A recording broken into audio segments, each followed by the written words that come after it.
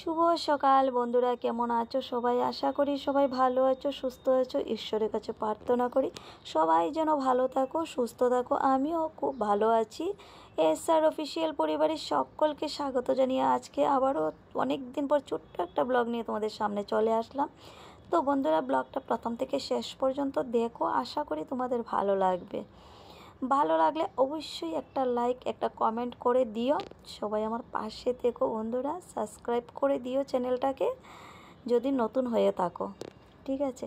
তো আমি দেখো ঘুম থেকে উঠে পড়েছি। এখন বাজে জানো কটা বন্ধুরা? এখন বাজে সকাল 5:30। আর ঘুম থেকে উঠে চোখ কষলে কষলে উঠেই ঠাকুর প্রণাম করে দেখো হাতে নিয়ে নিলাম যাটা। শুরু হয়ে গেল আমার সংসার যুদ্ধ সমস্ত দিনের জন্য।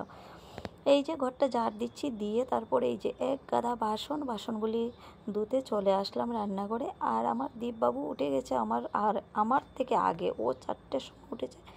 উঠে তারপর ও ব্রাশ টাশ করে পড়তে বসে গেছে, ও পড়ছে। আর আমি এদিকে দেখো তাড়াহুড়া করছি, কারণ ছেলে তো স্কুলে যাবে 8:30টার আগে। আমার সব কিছু রেডি করতে হবে, ওকে রেডি করে দিতে হবে।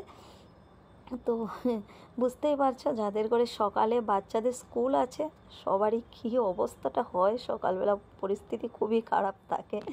তো শরীর ভালো থাকুক চাই খারাপ থাকুক, উঠে কিন্তু এই ডিউটিগুলি করতেই হবে, তাই না? আর আমার এইদিকে দেখো বাসন টাসন ধোয়া হয়ে গেছে। তারপর আমি এই যে চলে আসলাম, গরম জলটা চাপিয়ে দিলাম গ্যাসে, দিয়ে তারপর গরম জল হয়ে গেছে। আমি আটা মেখে নিচ্ছি দেখো, রুটি বানাবো তার জন্য। আর ঘুম থেকে উঠেই জানো আজকে মেজাজটা খারাপ হয়ে গেছে। মেজাজ খারাপ হওয়ার কারণটা হলো বৃষ্টির দিনটা আমার যে এতটাই খারাপ লাগে কি বলবো তোমাদেরকে, বলে বোঝাতে পারবো না। আমি একদমই পছন্দ করি না বৃষ্টির দিন। তো যাই হোক, দেখো এইদিকে হয়ে গেছে আমার রুটি, আর সাথে করে নিলাম আলু ভাজি। আজকে সবজি করি নাই দেখো। আর আমার দীপ বেশ ভালোবাসে এই আলুটা ভাজি করলে রুটির সাথে। তো দেখো দিনের ওয়েদারটা, এই যে এখন আমি বেরোবো ওকে নিয়ে স্কুলে। আর দেখো বৃষ্টি জোরেই যাচ্ছে কি বলবো। বৃষ্টি কিন্তু কিছু করার নেই, কিন্তু আমি একদমই পছন্দ করি না বন্ধুরা, জানো। তো ওকে স্কুলে ছেড়ে দিলাম, দিয়ে স্কুলের সামনে বাজারটা দেখি কী নেই। তো বাজারে ঘুরলাম, ঘুরে টুরে বৃষ্টির মধ্যে একদমই ইচ্ছে করছিল না কিছু নিতে। তারপর আর কি বলবো তোমাদেরকে, ভাবতে ভাবতে তারপর এই যে ডিম নিয়ে চলে এসেছি বাড়িতে। তো এখন দেখছি বৃষ্টিটা বন্ধ হয়ে গেছে, একদিকে ভালোই হলো। এই যে আমার গাছগুলিতে একটুখানি বৃষ্টির জল পড়েছে, তো ভালোই হয়েছে।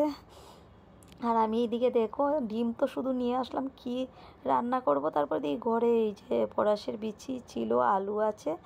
তো আমি ভাবলাম একটুখানি শুটকি মাছ করে নিই। বৃষ্টির দিনে ঝাল ঝাল করে শুটকি মাছ রান্না করলে বেশ ভালো লাগে খেতে। দীপবাবু তো খাবে না, তো ওর জন্য ডিম রান্না করলাম। তো আমি রান্নাবাড়া কমপ্লিট করে তারপর কিছু কাপড় ধুয়ে স্নানটা করে নিয়েছি। নিয়ে দেখো চলে আসলাম ছাদে। আর এই যে ছাদে আমার কিছু ফুল গাছ আছে, অনেকগুলো ছিল, মরে গেছে সব ফুল গাছ। অ্যালোভেরা গাছটা সেগুলি টুকটাক আছে। তারপর আমি আবার আজকে না অনেক দিন পর আমার একটা পান খেতে খুব ইচ্ছে করেছে, তো গিয়ে একটা পান নিয়ে আসলাম। ভাত খেয়ে শুটকি মাছ দিয়ে ভাত খেয়েছি, তো তার জন্য আর কি। আর দীপবাবু আমাকে বলছে, মা টিউশনে যাব, আমি রেডি হয়ে যাব, তুমি নিয়ে যাবে? আমি বললাম হ্যাঁ তুমি রেডি হয়ে যাও। তো ওকে এখন নিয়ে যাব, টিউশনে ছাড়বো গিয়ে। তো ব্লগটা এখানে শেষ করছি। সবাই ভালো থেকো, সুস্থ থেকো। আবার দেখা হবে অন্য একটা ভিডিওর সাথে। টাটা।